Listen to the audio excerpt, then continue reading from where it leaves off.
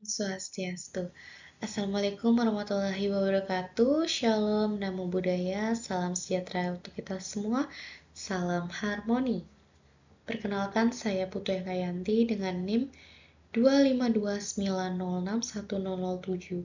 Pada kesempatan kali ini, saya akan mempresentasikan mengenai ujian tengah semester Filsafat Pendidikan dengan dosen pengampu Dr. Inyomantike MSI. Langsung saja saya akan membahas mengenai studi kasus yang pertama, yaitu hakikat filsafat dalam pendidikan. Seorang guru baru di sekolah menengah merasa kebingungan menentukan arah pembelajaran. Ia hanya mengikuti buku teks tanpa memahami mengapa suatu konsep penting diajarkan. Kepala sekolah kemudian menugaskannya mempelajari filsafat pendidikan agar lebih memahami makna dasar dari pengetahuan dan pengajaran. Dengan pertanyaan, apa makna filsafat yang dapat membantu guru tersebut untuk memahami kembali tujuan dasar dan arah pendidikan? Jelaskan cabang filsafat serta karakteristik dari aspek ontologi, epistemologi, dan aksiologi dalam studi kasus tersebut. Filsafat pendidikan mengkaji hakikat, tujuan, proses, dan nilai dalam pendidikan agar pembelajaran bermakna dan mengembangkan manusia secara utuh. Nah, jika dikaji dalam aspek ontologi, yaitu membahas hakikat pendidikan dan peserta didik, menegaskan bahwa pendidikan bukan hanya transfer ilmu, tetapi proses pembentukan manusia seutuhnya.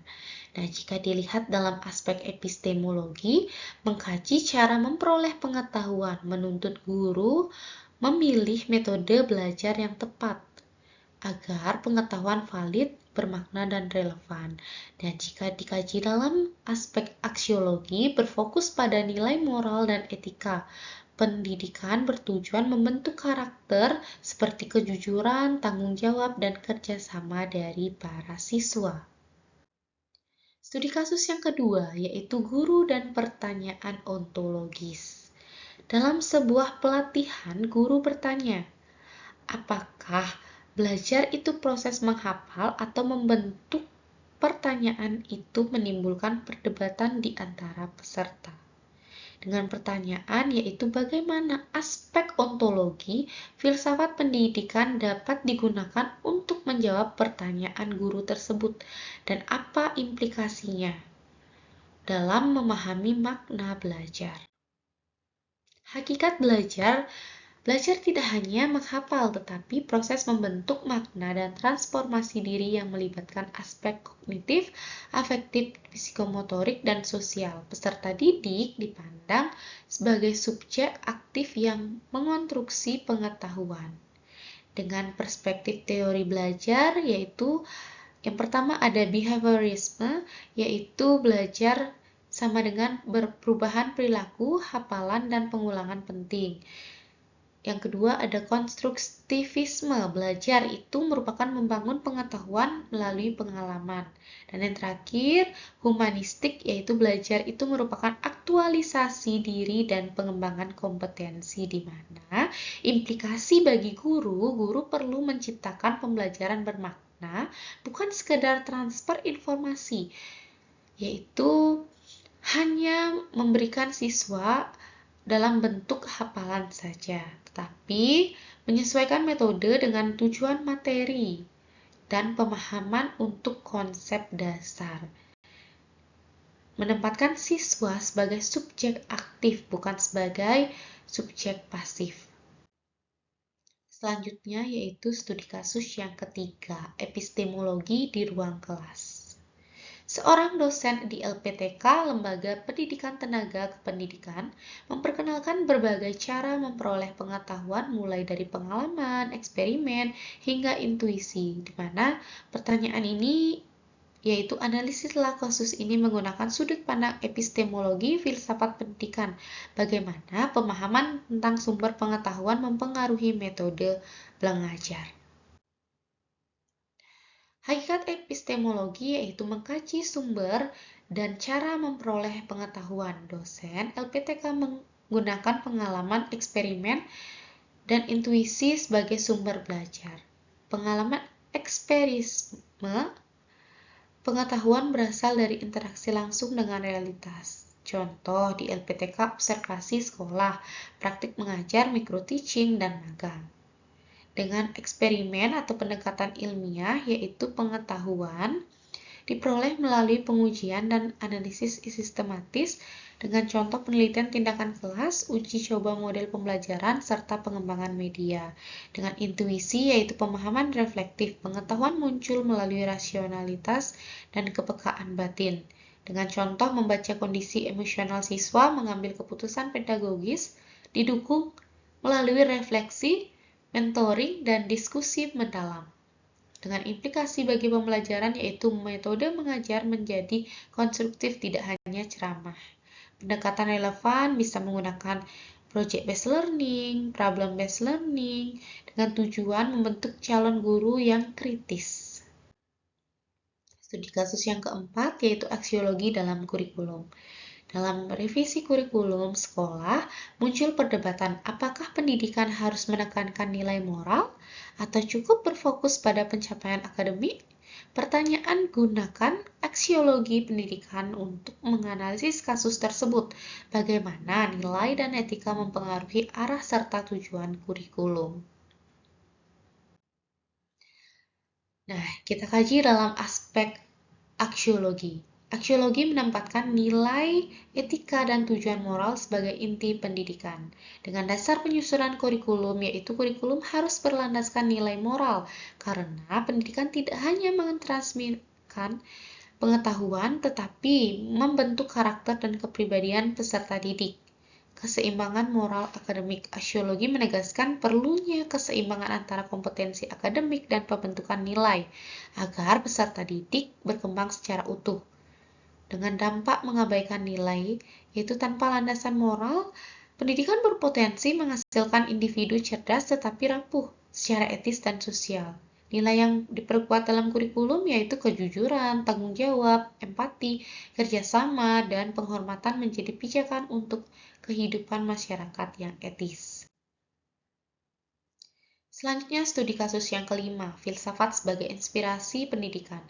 Seorang kepala sekolah berupaya membangkitkan semangat guru-guru untuk terus berinovasi dengan mengatakan bahwa filsafat dapat menjadi sumber inspirasi. Dengan pertanyaan, jelaskan bagaimana filsafat dapat berperan inspirasional, perspektif, dan investigatif dalam membantu guru menghadapi perubahan dunia pendidikan yang cepat.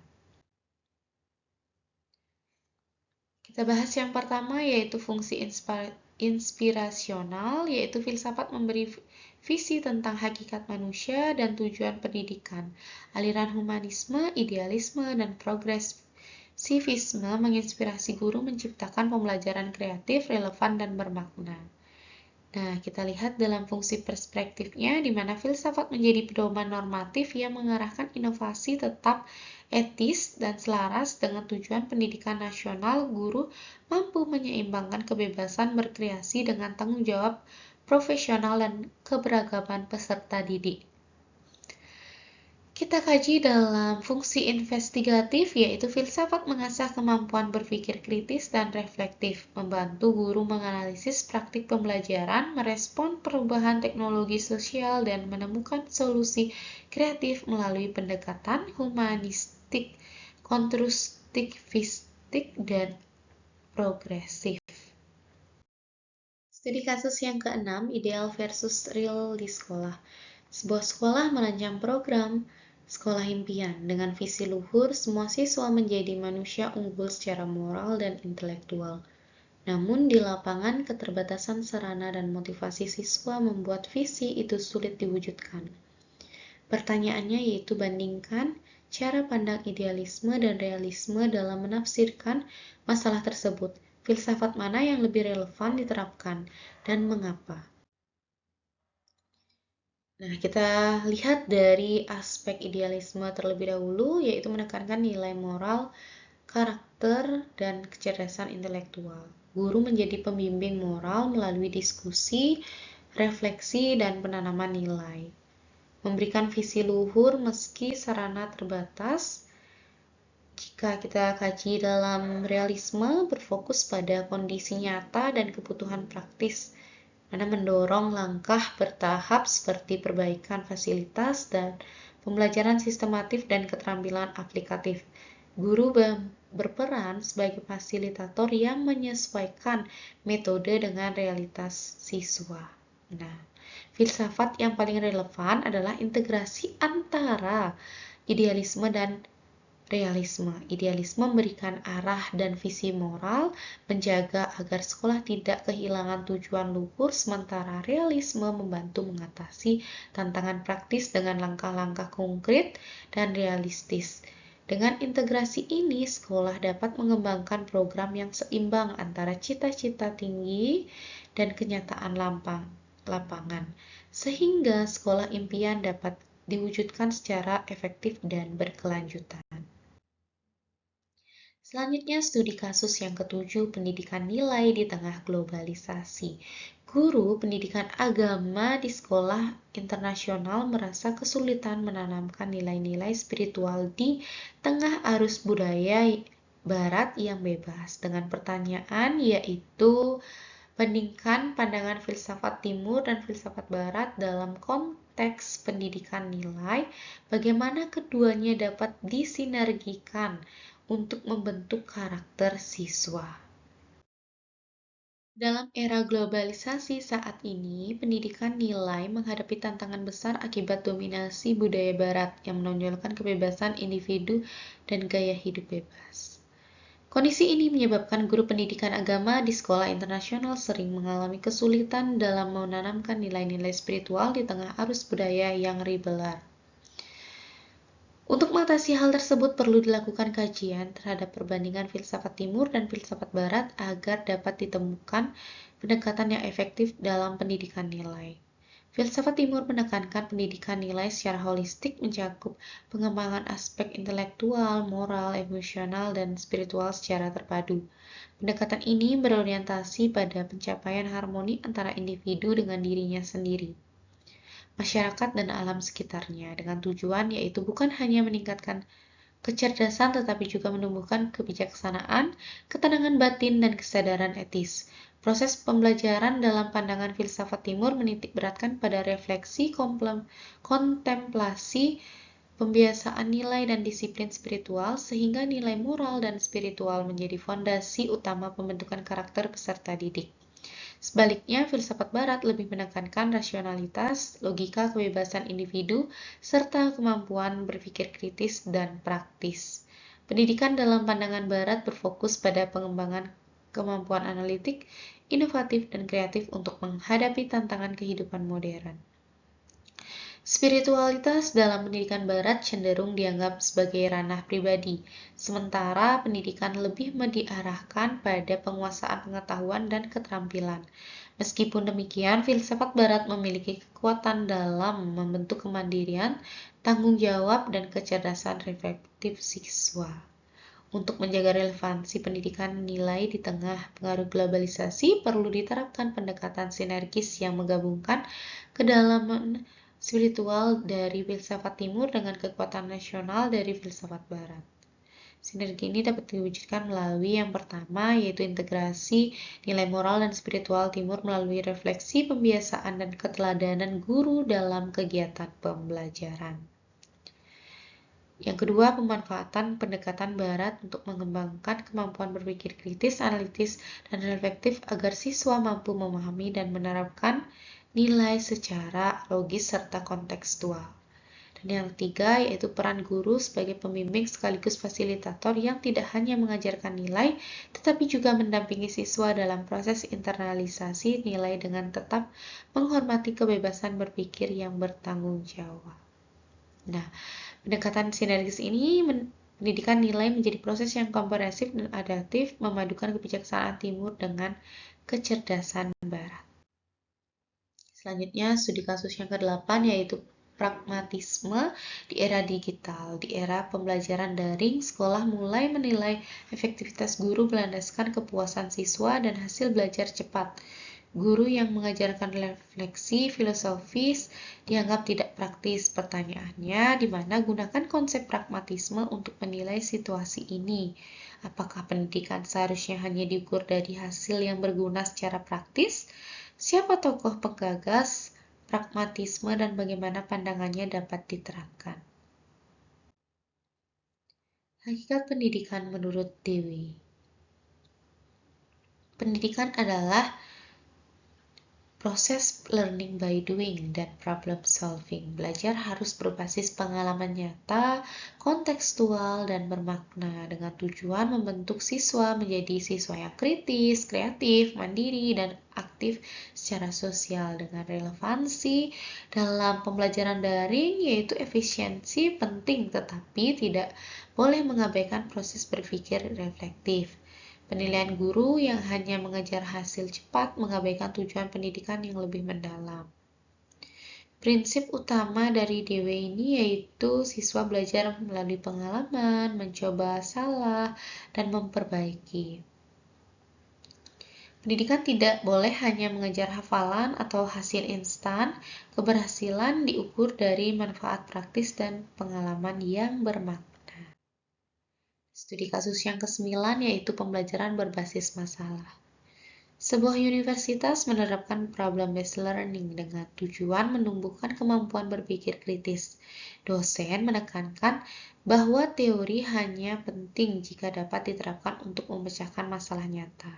Dengan pertanyaan analisis penerapan problem-based learning tersebut berdasarkan filsafat pragmatisme, bagaimana prinsip kebenaran berdasarkan kebergunaan mendukung pendekatan ini dalam pendidikan modern. Pragmatisme yaitu kebenaran diukur dari kebergunaan. Pengetahuan dianggap benar jika memberi manfaat praktis dalam memecahkan masalah. Selaras dengan PBL, PBL menjadikan masalah nyata sebagai titik awal pembelajaran. Teori ini dipakai sebagai alat berpikir kritis, bukan untuk dihafal. Dengan peran siswa, di mana mahasiswa aktif mencari informasi, menganalisis, berdiskusi, dan menerapkan teori secara langsung. Belajar terjadi melalui pengalaman, praktik, dan refleksi seperti konsep Dewey. Pengembangan kompetensi PBL meningkatkan kemampuan kritis, kreatif, analitis, serta keterampilan komunikasi, argumentasi, dan kerja tim. Masalah yang kompleks mendorong integrasi berbagai disiplin ilmu dengan peran dosen, yaitu dosen menjadi fasilitator yang memberi ruang eksplorasi, bukan satu-satunya sumber pengetahuan. Studi kasus yang ke-10 yaitu refleksi filsafat dalam kehidupan guru. Seorang guru senior merefleksikan pengalamannya. Ia pernah menjadi idealis, kemudian realistis, dan kini pragmatis dalam mengajar. Ia menyadari bahwa setiap filsafat memiliki tempatnya masing-masing. Dengan pertanyaan, analisis perjalanan filsafat guru tersebut dari sudut pandang perkembangan paradigma filsafat pendidikan, bagaimana perubahan pemahaman filsafat dapat membantu guru menjadi pendidik yang lebih bijak. Kita kaji dalam aspek idealisme terlebih dahulu, yaitu fokus pada nilai moral, spiritual, dan pembentukan karakter. Guru membangun integritas dan nilai-nilai luhur sebagai dasar pendidikan.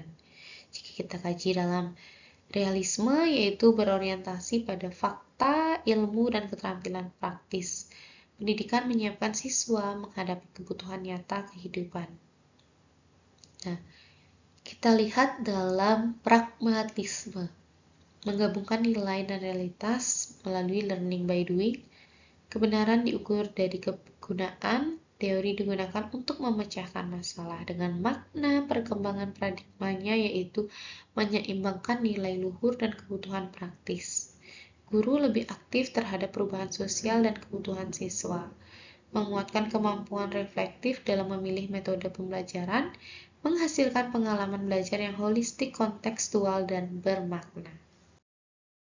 Baik, sekian yang saya dapat sampaikan. Mohon maaf jika ada kesalahan maupun kekurangan dalam penyampaian studi kasus mata kuliah Filsafat Pendidikan. Saya tutup dengan Paramasanti. Om Santi Santi Santi Om. Wassalamualaikum warahmatullahi wabarakatuh. Shalom, namo buddhaya, salam sejahtera untuk kita semua. Salam harmoni.